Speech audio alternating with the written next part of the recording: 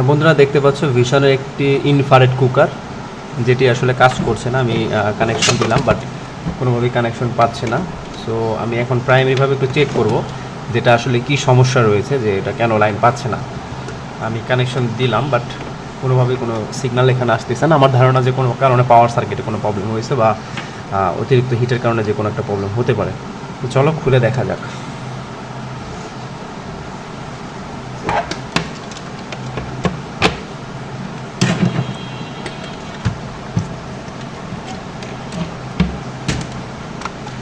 আমি খোলার পরে এটার যে প্লেটটা, এই প্লেটটা মূলত এই কয়েলের হিটে এই প্লেটটা আসলে গরম হয়। সো আমি প্লেটটা খুলে ফেললাম। সো আমি প্রথম যেটা করব, আমাকে হচ্ছে পাওয়ার কেবলটা আমাকে চেক করতে হবে। আমি পাওয়ার কেবলে আমি একটা টেস্টার থেকে আমি চেক করে নিচ্ছি পাওয়ার কেবলটা ঠিক আছে কিনা। তোমরা যে কোনোভাবে এটা চেক করতে পারো। প্রথম কাজ হচ্ছে পাওয়ার কেবলটা চেক করা। আমি দেখতে পাচ্ছি যে এখানে দেখা যাচ্ছে কিনা সিগন্যাল পাচ্ছে। আমি অপরটায় দেখি,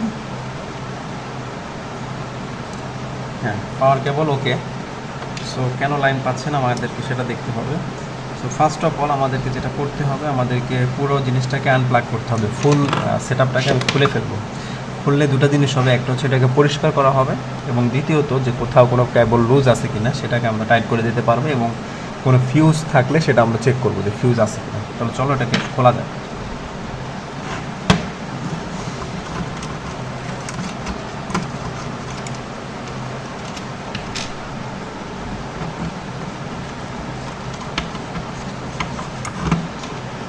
এখানে আসলে কিছুই নেই, এখান থেকে সব বের করা হয়েছে। এখানে শুধু আমরা কুলিং ফ্যানটা দেখতে পাচ্ছি, আমরা এটাকে ক্লিন করে ফেলবো এর মধ্যে।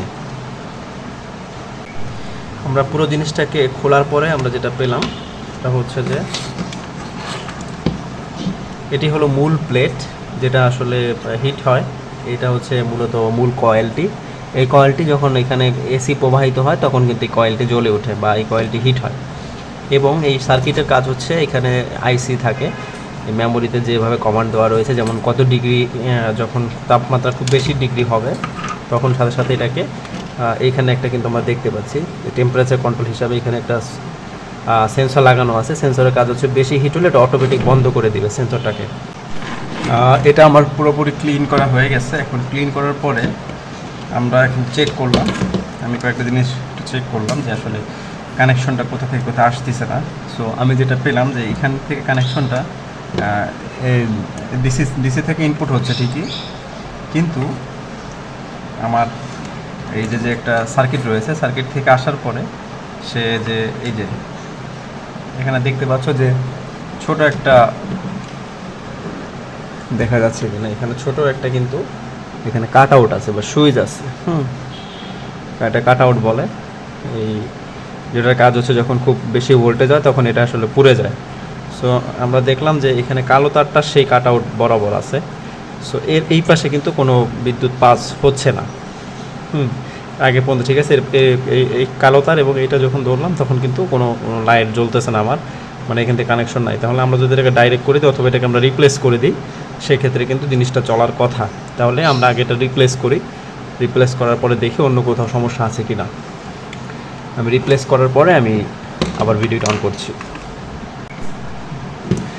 আমরা রিপ্লেস করার পরে আমরা এখন লাইন কানেকশন দিয়ে আমরা দেখবো আসলে এখানে কানেকশন পাই কিনা। আমরা যেহেতু এখন দেখতে পেলাম যে এই লাইনটি এখন এদিকে আসছে, যেটা আগে পেত না, সেই লাইনটা এখন এদিকে পাচ্ছে। এবং এটাও দেখতে পাচ্ছি যদিও হালকা লাইট, বাট এখানে লাইন আসতেছে। আর এটা কিন্তু ঠিক আছে, কয়েল কিন্তু ঠিক আছে, কয়েল ঠিক আছে, কয়েল থেকে সিগন্যাল আসতেছে। এবং এখন এইখান আগেই লাইনটা পেত না, বাট এখন পাচ্ছে, চলছে। সো আমার মনে হয় এখন কানেকশন দিলে কাজ হতে পারে। তো আমরা একটু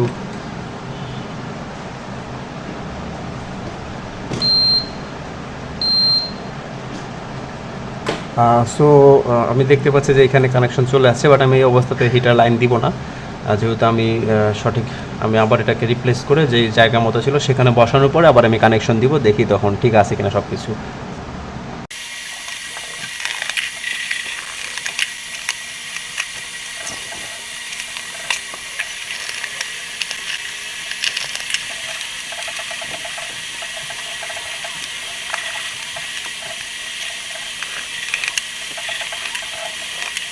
তো আমাদের পুরোপুরি জিনিসটা সেট করা হয়ে গেছে, এখন আমরা লাইন দিয়ে দেখি আসলে কাজ করে কি না।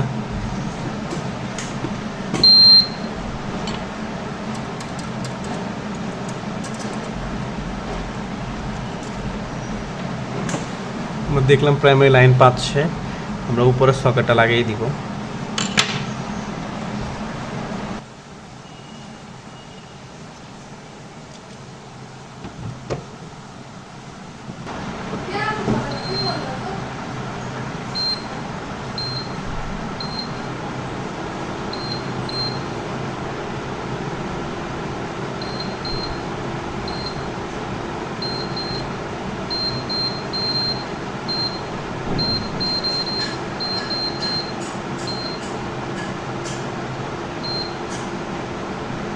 আমরা দেখছি যে প্রচণ্ড গরম হচ্ছে। আমরা আসলে ঠিক করে ফেললাম জিনিসটিকে। আশা করি তোমাদের ভিডিওটি খুব কাজে লাগবে। এখানে একসাথে দুইটা জিনিসই শেখানো হলো, কীভাবে খুলে পরিষ্কার করতে এবং কীভাবে আসলে লাইন না পেলে সেটাকে আসলে কানেকশন ঠিক করতে হয়। তো ধন্যবাদ বন্ধুরা, ভিডিওটি ভালো লাগলে অবশ্যই সাবস্ক্রাইব করে সাথে থাকবে। ধন্যবাদ।